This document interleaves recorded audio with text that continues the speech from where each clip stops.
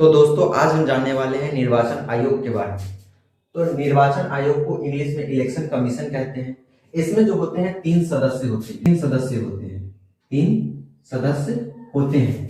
पहले सदस्य को मुख्य निर्वाचन आयोग कहते हैं और जो बाकी उसके दो नीचे होते हैं उसको निर्वाचन आयोग कहते हैं।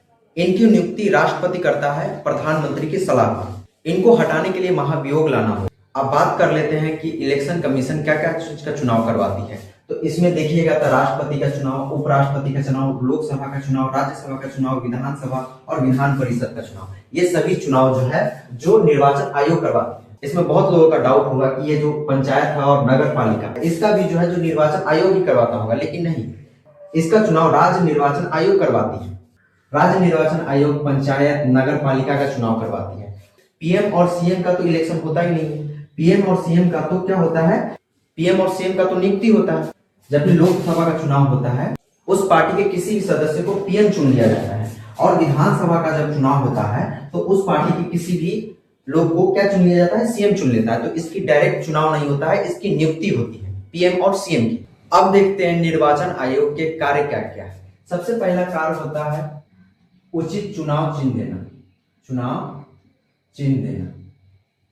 देखिए किसी को भी चुनाव चिन्ह मिल, मान लीजिए किसी को कफन छाप मिल गया तो वो चुनाव कौन देता है, निर्वाचन आयोग। मान लीजिए किसी को अगर जूता छाप मिल गया या फिर गधा छाप मिल गया तो वो सभी चुनाव कौन देता है। और दूसरा काम उसका होता है आचार संहिता लागू करना। दूसरा काम आचार संहिता लागू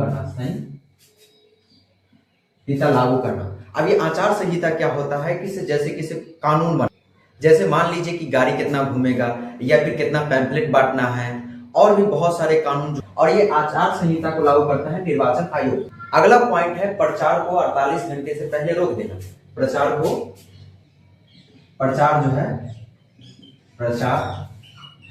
48 घंटे यानी चुनाव खत्म होने से 48 घंटे पहले रोक दिया जाता है। जैसे मान लीजिए कि संडे को चुनाव है तो ये फ्राइडे के शाम तक इसको प्रचार करना होता है और इसके बाद बंद कर देना रहता है। तो ये सभी कार्य कौन देखती है, ये निर्वाचन आयोग देखता है। जैसे ही आचार संहिता लागू होता है डीएम पावर में आ जाता है और डीएम के अंदर में यानी अपने जिला के अंदर में इलेक्शन करवाना डीएम का काम होता है।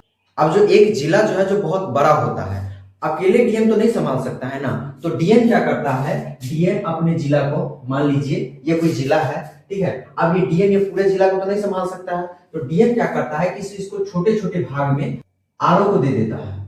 अब ये आरओ क्या होता है, ये इन जिलों को आरओ को दे देता है, छोटे छोटे भागों में बांटकर आरओ को दे देता है। अब ये आरओ क्या होता है, रिटर्निंग ऑफिसर।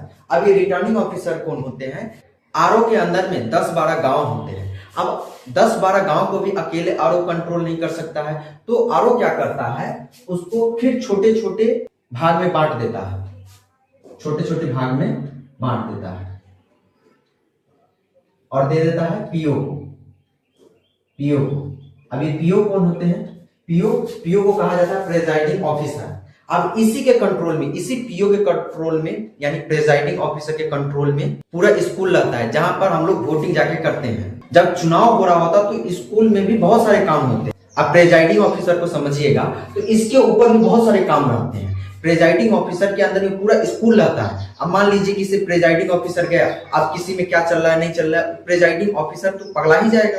तो वो करता क्या है कि अपने नीचे पोलिंग ऑफिसर जो रहते हैं, अब इसकी जो सदस्य की संख्या रहती है वो 3 रहती है। एक तो ईवीएम के पास बैठे रहते हैं और 2 सदस्य जो रहते हैं, जो आप जाते हैं आधार कार्ड मिलाते हैं, आपके वोटर आईडी मिलाते हैं और आपको जो स्याही पोत देते हैं यहाँ पे, तो क्या होता है कि ये यही रहते हैं, पोलिंग ऑफिसर ही रहते हैं। अब मान लीजिए कि आप लोग गए वोट गिराने, लेकिन आप लोगों को अच्छे से आइडिया नहीं कि क्या किधर है, कौन से ब्लॉक में है या फिर कितने रूम में है, तो क्या रख दिया जाता है कि जहां पर भी चुनाव होता है तो क्या करते हैं, ये जो प्रेजाइडिंग ऑफिसर रहते हैं वो सभी विधायक जी को बुलाते हैं और कहते क्या है कि से आप अपना अपना एक आदमी रख लीजिए। ये जो इसको कहा जाता है पोलिंग एजेंट। अब ये जो पोलिंग एजेंट होता है ये प्राइवेट होता है। ये क्या होता है, प्राइवेट। अब ये जो पोलिंग एजेंट होता है ये प्राइवेट होता है, ये कोई भी मत, जैसे आप लोग भी जाते होंगे तो चादर उधर बिछा के बैठे रहता है और एकदम कागज लिए रहता है मिलाने के लिए और आपको बताता है। मान लीजिए कि पोलिंग एजेंट है, वो अगर आपको नहीं पता कि किधर जाना है तो आपको बताता है किसे, आपका किधर है, कौन से ब्लॉक में, ए ब्लॉक में है, बी ब्लॉक में है या किधर है। ये सारा काम रहता है पोलिंग एजेंट का।